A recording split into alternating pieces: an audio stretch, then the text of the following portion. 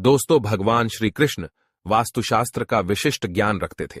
उन्होंने समय समय पर धर्मराज युधिष्ठिर को वास्तुशास्त्र का ज्ञान दिया। यह ज्ञान समस्त मानव जाति के लिए अत्यंत महत्वपूर्ण और कल्याणकारी है। श्री कृष्ण ने दो ऐसे पेड़ पौधों के बारे में बताया है जिनका भवन की सीमा में होना दुख एवं दरिद्रता लेकर आता है। ये वृक्ष घर के सामने होने से उस घर में निवास करने वाले लोगों की कभी उन्नति नहीं होती है। उन्हें हमेशा पराजय और निराशा का ही सामना करना पड़ता है। दोस्तों, वास्तुशास्त्र के अनुसार वृक्ष तथा पौधे हमारे भवन की सुंदरता को बढ़ाते अवश्य है, साथ ही ये वातावरण को शुद्ध रखते हैं। वृक्षों से सकारात्मक ऊर्जा का संचार होता है, जो हमारे जीवन के लिए अत्यंत आवश्यक होती है। वृक्ष नकारात्मकता को कम करके वातावरण को अधिक सकारात्मक बनाने का कार्य करते हैं। घर के सामने शुभ पेड़ पौधे लगाने से घर में बरकत आती है। साथ ही ये पेड़ पौधे कई प्रकार के वास्तु दोषों को नष्ट करते हैं। घर के आंगन में खड़े वृक्ष देवताओं के समान हमारे घर की रक्षा करते हैं।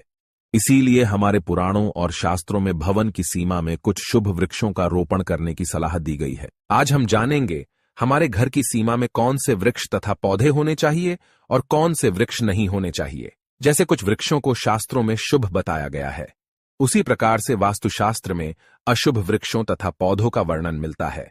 इन वृक्षों का घर की सीमा में होना अशुभ और अमंगलकारी होता है। ये वृक्ष घर के सामने होने से दुख तथा दरिद्रता का ही सामना करना पड़ता है।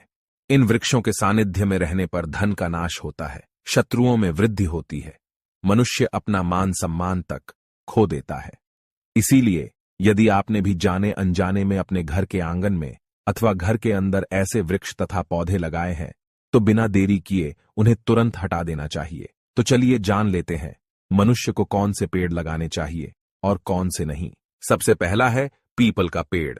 किसी जलाशय के समीप पीपल का वृक्ष लगाने वाले मनुष्य को जो फल मिलता है वह सैकड़ों यज्ञों के समान होता है।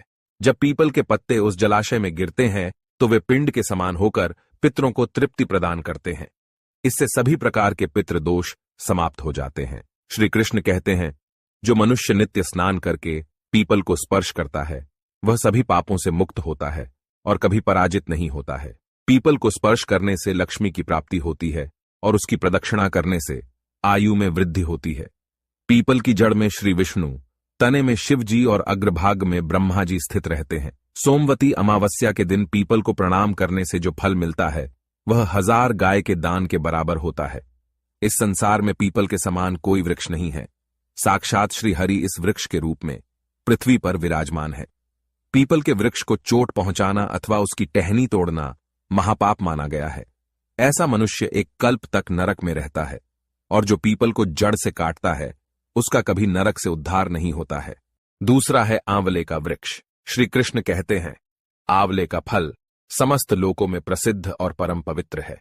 आंवले को लगाने से स्त्री और पुरुष जन्म मृत्यु के बंधन से मुक्त हो जाते हैं। यह पवित्र फल भगवान विष्णु को अत्यंत प्रसन्न करने वाला एवं शुभ माना गया है। इसको खाने से सभी पापों से मुक्ति मिलती है।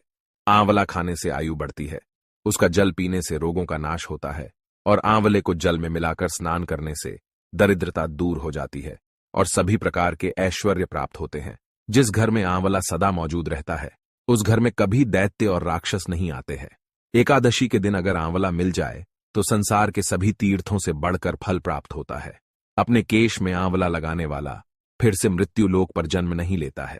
जिस घर के सामने आंवले का वृक्ष होता है वहां पर साक्षात लक्ष्मी नारायण निवास करते हैं। तीसरा है अशोक का वृक्ष। दोस्तों, पद्म पुराण के अनुसार अशोक के वृक्ष में अप्सराओं का निवास होता है। यह वृक्ष शोक का नाश करने वाला तथा निराश को समाप्त करने वाला होता है। इस वृक्ष को घर के पास लगाने से घर में सुख शांति बनी रहती है। अशोक का वृक्ष शीतलता और यौवन प्रदान करने वाला होता है। मां लक्ष्मी ने जब देवी सीता के रूप में अवतार लिया था तब रावण द्वारा अपहरण करने के बाद उनका वास अशोक वाटिका में था। अशोक के वृक्ष ने मां सीता की बहुत सेवा की थी। इसीलिए मां सीता ने अशोक वृक्ष को यह वरदान दिया था कि जिस भी स्थान पर यह वृक्ष होगा वहां पर उनका सदैव ही निवास होगा। चौथा है पाकड़ का वृक्ष। पद्म पुराण के अनुसार प्रत्येक मनुष्य को पाकड़ का वृक्ष अवश्य लगाना चाहिए।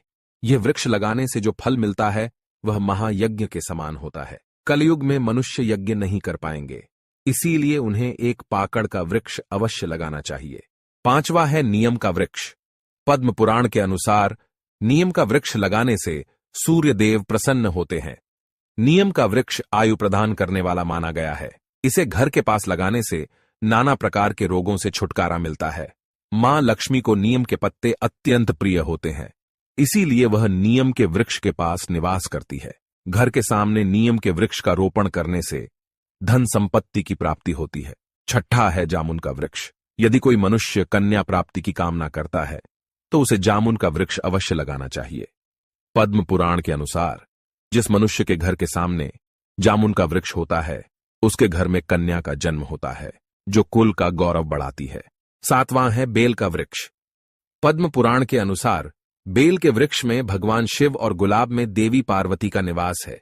इसीलिए अगर बेल के वृक्ष के पास गुलाब का पौधा लगाया जाए तो शिव पार्वती का आशीर्वाद प्राप्त होता है। उस घर में कभी दुख दरिद्रता नहीं आती है, उस घर में कभी अकाल मृत्यु नहीं होती है और कोई स्त्री विधवा नहीं बनती है। आठवां है नारियल का पेड़।